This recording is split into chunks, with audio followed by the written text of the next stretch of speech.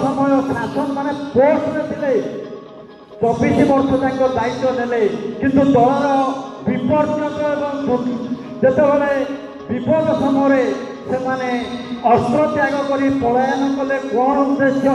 मुझे कहीं से भीड़ू युद्धरे पराजय पराजय तो अच्छी जितेबाला युद्ध हो निश्चित जय पराजय दुईटी आमर अंग तेणु विजय आम खुशी होगा पराजय पर पलायन पद्धति होगा यहीटा राजनीतिर धर्म नुहे तेणु जो मैंने ये सब पलायन ओडार विभिन्न जगह नगर निगम थे एमएलए थे एमपी थे विभिन्न पोस्ट रे थे से आज पलायन पद्धति कौन पे पलायी व्यक्तिगत स्वार्थपाई ए दल पोषैलानी विजु जनता दल एवं पावर नहीं एवं आम आउ गोटे दल को पलैबू से दल को किसी बेनिफिट पाइबू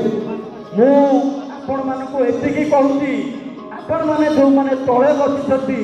आपण मान व्यतीत ऊपर बसी कौन नेता यही स्टेज को आसीपार आपण मैंने होती दल दलर मुख्य जड़े जड़े कर्मी एवं सांगठन जड़े जड़े मंत्री आपण मैंने न चाहिए आम आज केवल दुईटी कारण पर हारीचे गोटे है आम भीतर गर्व अधिका होगा मत छाड़देले कामाख्यानगर निर्वाचन मंडल कहीं नेता नहांती किसी करें एवं आउ गोटे कथा आम बीजेपी जो पीठ प्रचार कले काउंटर आम ठीक भाव में करें यही दुईटा कारण पर आम हारीचे किंतु आम ब्लॉक एनएससी एवं समस्त पंचायत सक्रिय अच्छे चारिटा जाक चेयरमैन आमर अच्छा तेणु समस्त पंचायत पाखापाखि 80 भाग पंचायत आम सरपंच समिति सभ्य वार्ड मेम्बर मैंने अच्छा तेणु आम भयभीत नई आम आगामी 27 और 29 मसीह किभली भाव में 27 मसीहा आमको सेमिफाइनाल और 29 मसीह फाइनाल यही दुईटा मैच को आमको जितने पड़ो तेणु आपण मैंने समस्ते आम भीतर जो मनांतर मतांतर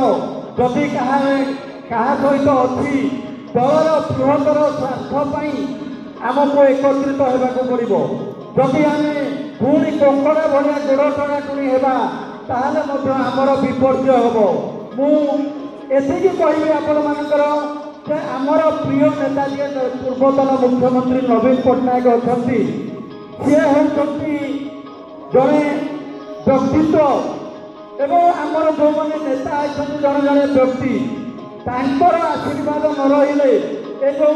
व्यक्ति मैंने कहते मुझे मो व्यतीत कहीं करें से अहंकार पतन घटी मु आशा करुँगी आपण मैंने निश्चित भाव में आमर जो मैंने अच्छा कहीं जड़े बीजेपी की समस्त कर्मी मानक धन्यवाद दूसरी कौन जड़े कर्मी बीजेपी को जाना।